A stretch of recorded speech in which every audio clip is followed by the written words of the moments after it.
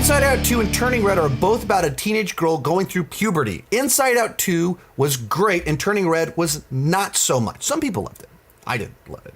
What did Inside Out 2 do that Turning Red failed to do? Well, I mean, the big one in my mind is that Turning Red made the parents the villain, the mother the villain specifically. She's like so overbearing that the plot in it is that the mother keeps doing these over-the-top things that pushes the daughter away. So the daughter has to find her security and love in her friends, not her mother. And this continues going down to this path of the mother is the villain to the point that you get into the third act. And legitimately, the climax of the film is a battle between a mother and a daughter. And the daughter is twerking as an act of liberation to like, you know, you want me to not do this? How do you feel about this?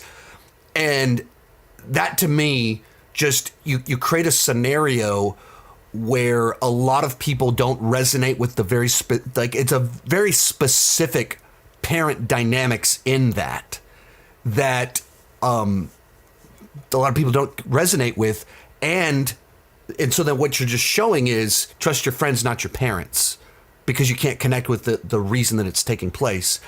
And for me as a parent, that like, we haven't let our kids watch Turning Red yet because we didn't like the message about friends versus parents. They should not be like this adversarial thing. And so there's a message there that I just didn't think was good. Turning Red, I think also it is very obviously more overtly a period metaphor that is, of course, a little bit more uncomfortable because it deals with bodily functions. It's more specifically feminine, obviously, whereas you watch Inside Out 2, the lead character is a girl. The specific scenarios are a little bit of kind of Mean Girls type dynamics, but they're not radically different. It's not like you watch what Riley is doing in Inside Out 2 and you think that's just, there's no connection to everyone else. Like anyone can watch that and be like, yeah, you start getting weird. There's just more universal type dynamics between friends, changes on the inside versus just getting, like that was kind of what Turning Red, it just felt like there was a lot of things that it felt specific in a way that was alienating.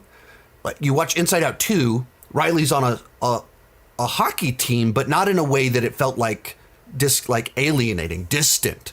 That was just the coincidental thing she was doing, but it could be anything.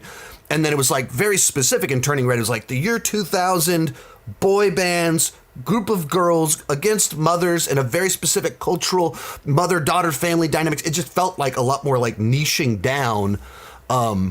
Whereas Inside Out 2 just felt broader. It just felt more kind of right. As you start to gain abstract thought, you start to gain anxiety. As your brain gains the ability to start thinking through how things can go wrong, you start playing those scenarios out in your head that causes stress and chaos.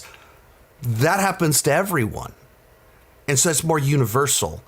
But a lot of people love Turning Red. I found the stuff in particular with the relationship with the mother very off-putting.